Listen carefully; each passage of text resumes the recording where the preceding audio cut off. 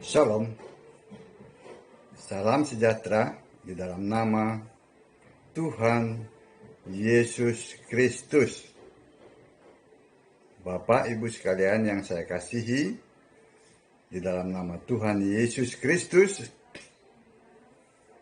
seringkali saya dikecam sebagai orang yang sok benar sendiri, sebagai seorang yang sok menghakimi sesama hamba Tuhan, katanya.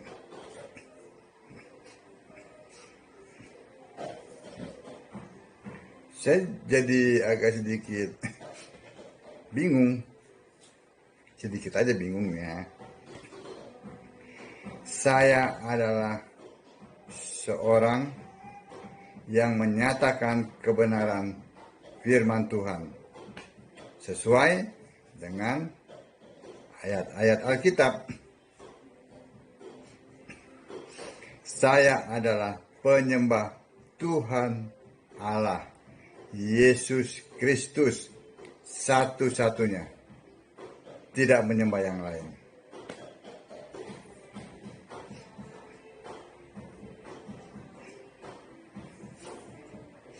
Saya dikatakan Sabellianus lah, apalah. Harus diketahui ya, Bapak Ibu sekalian ya, juga oleh para pendeta di luar sana, bahwa saya anti dengan doktrin manusia. Saya tidak pernah bersandar mendirikan iman saya di atas doktrin manusia. Apalagi doktrinnya si Tertullianus itu, doktrin Trinitas. Saya mendasarkannya pada Alkitab, firman Allah yang tertulis, berdasarkan pengajaran para nabi dan rasul, dengan Yesus Kristus sebagai batu penjuru. Itu saya.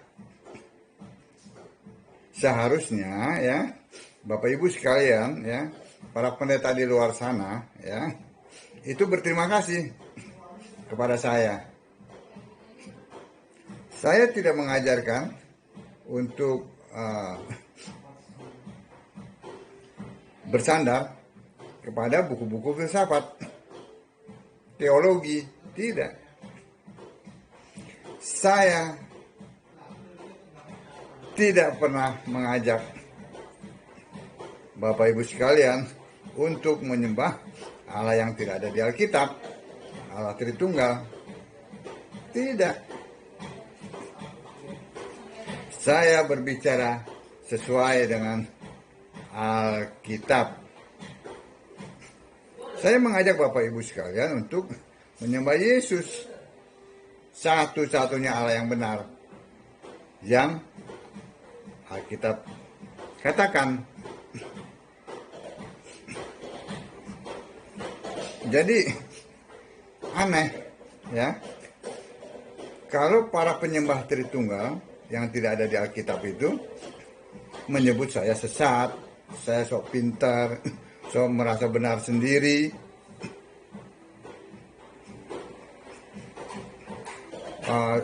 sok menghakimi, kan begitu, sesat menyesatkan orang gitu. Tidak, saya berbicara sesuai dengan Alkitab. Sekali lagi, seharusnya para pendeta di luar sana dengan para pengikutnya itu berterima kasih kepada saya. Lalu introspeksi, apakah semua yang saya sampaikan itu sesuai dengan Alkitab atau tidak, kan begitu. Karena bicara keselamatan ini tidak main-main. Ini bicara kekekalan. Ya. Selamat kekal atau binasa yang kekal. Jangan main.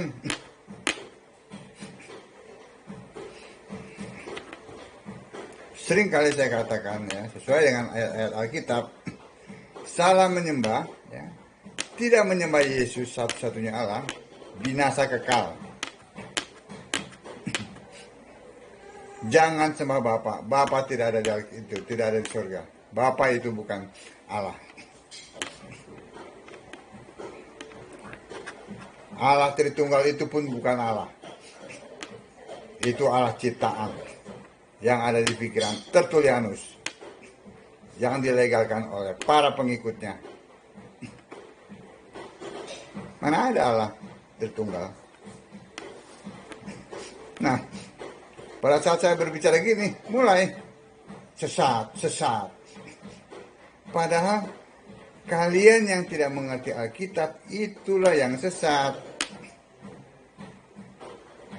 Yesus katakan kepada orang Saduki, ya, dalam Matius 22 ayat 29, kamu sesat karena kamu tidak mengerti kitab suci, ya. Orang yang tidak mengerti kitab suci lalu sok tahu, sok mengajarkannya, itu yang sesat. Karena yang diajarkan itu tidak sesuai. Sekali lagi saya katakan, dan akan saya katakan terus menerus, hanya iman kepada Kristus Yesuslah yang dapat menyelamatkan kita,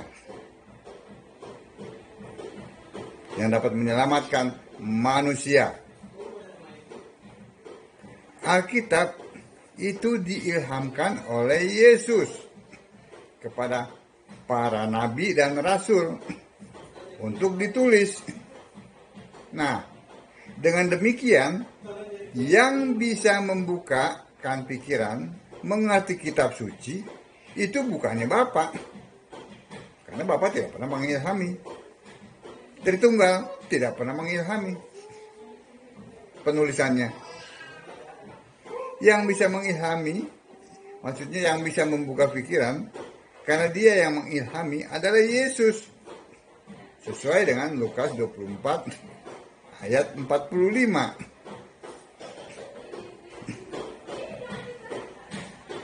Jadi para penyembah Bapa tidak akan mungkin bisa memahami Alkitab. Para penyembah Tritunggal tidak akan pernah bisa.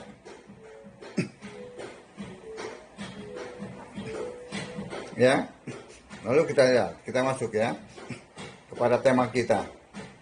Nah, saat ini dalam Yohanes 14 ayat 6 ya dikatakan ya,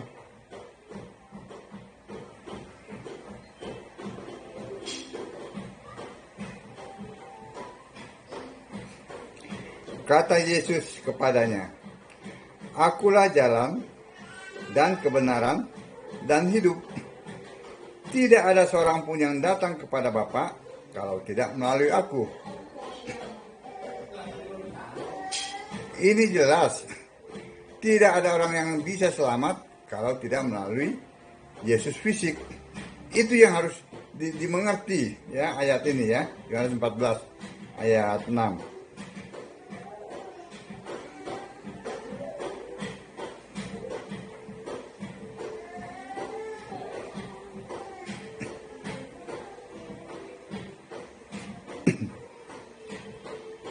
Nah, sekarang ya, kan Yesus itu kan sudah naik ke surga. Dia adalah roh. Yesus roh, ya. Harus percaya kepada Yesus roh, yang roh itu untuk bisa selamat. Nah, yang begini kan tidak dibukakan nih pikirannya. Tidak bisa mengerti kan para pendeta di luar sana. Antara Yesus fisik dan Yesus roh. Tidak bisa.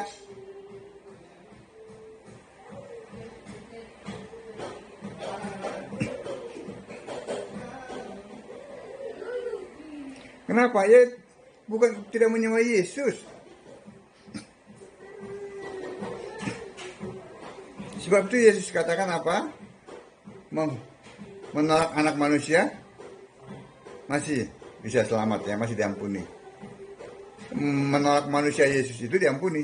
Tetapi bagaimana kalau pada saat Yesus sudah mati di kayu salib, ya, lalu sudah bangkit dan kembali ke surga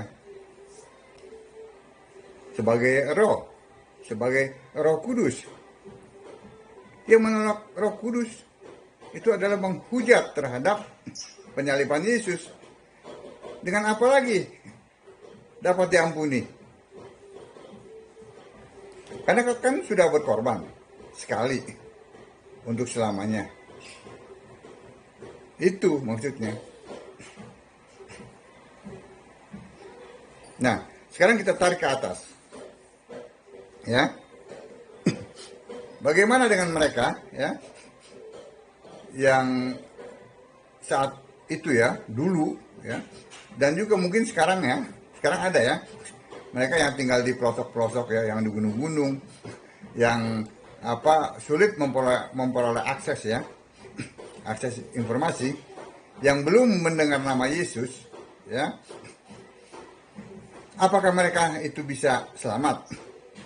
Kan gitu pertanyaannya dari orang-orang di luar sana, karena mereka memprotes Yohanes 14 ayat 6.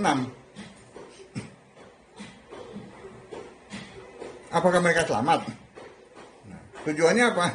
Itu untuk menyatakan, ya, mereka ini, ya, bahwa Yesus itu bukan melalui Yesus keselamatan itu. Itu menurut mereka. Kita akan melihat dari Roma 1, ya.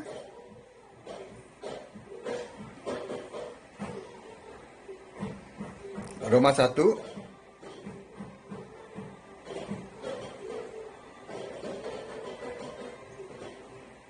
ayat 19 dan 20. Karena apa yang dapat mereka ketahui tentang Allah nyata bagi mereka, sebab Allah telah menyatakan kepada mereka. Sebab apa yang tidak nampak daripadanya, ya, yaitu kekuatannya yang kekal dan keilahiannya, dapat nampak kepada pikiran dan karyanya sejak dunia diciptakan, sehingga mereka tidak dapat berdalih. Mengerti ini maksudnya ayat ini? Mereka melihat ciptaan. Ada gunung, ada pohon, ya, ada matahari, ada yang lahir, ada yang mati. Nah, iman mereka timbul di situ. Oh, ini pasti ada yang menciptakan. Nah,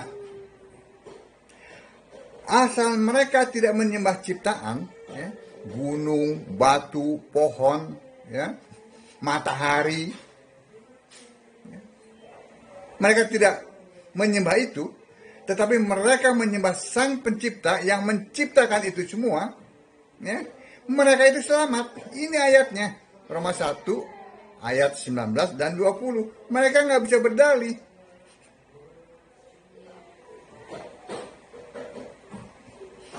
Pada saat mereka melihat ciptaan itu, ya, mereka lalu timbul imannya. Oh, ini ternyata ada yang menciptakan.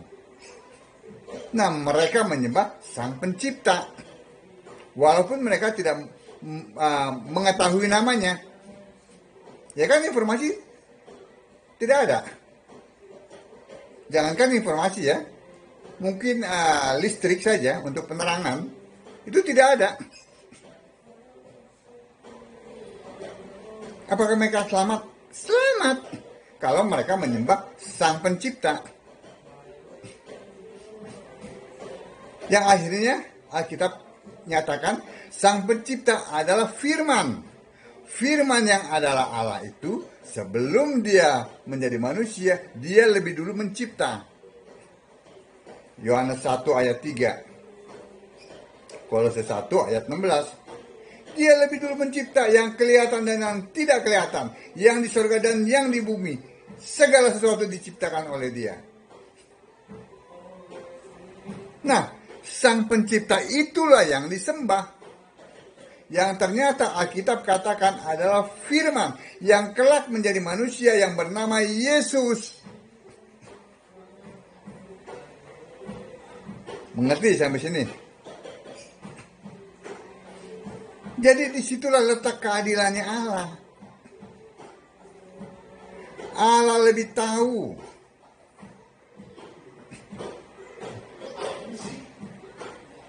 Amin. Jadi manusia primitif sekalipun, ya, pada saat dia melihat kebesaran Allah, kekekalan Allah, keilahian Allah, ya, lewat ciptaannya, yaitu bumi, batu, gunung, pohon, ya, ada yang lahir, ada yang mati, ya, maka imannya timbul. Ini pasti ada yang mencipta. Lalu dia menyembah Sang Pencipta itu, bukan menyembah ciptaannya. Kalau anak manusia itu datang, dia mencari iman. Amin. Nah, kiranya apa yang saya sampaikan ini dapat lebih lagi menjawab, ya, menjawab pertanyaan-pertanyaan di luar sana, ya, bahwa Alkitab adalah firman Allah yang tertulis, tidak perlu ditunjang oleh buku-buku filsafat. Baca Alkitab, sembahlah Yesus sebagai satu-satunya Allah yang benar, maka Yesus sendiri, Yesus Kristus akan membukakan pikiran kita, ya, bukan Bapa, bukan Allah Tritunggal yang membukakan pikiran, ya, melainkan Yesus Kristus, sehingga kita tidak sesat. Kenapa? Karena kita mengerti kitab suci. Amin. Shalom.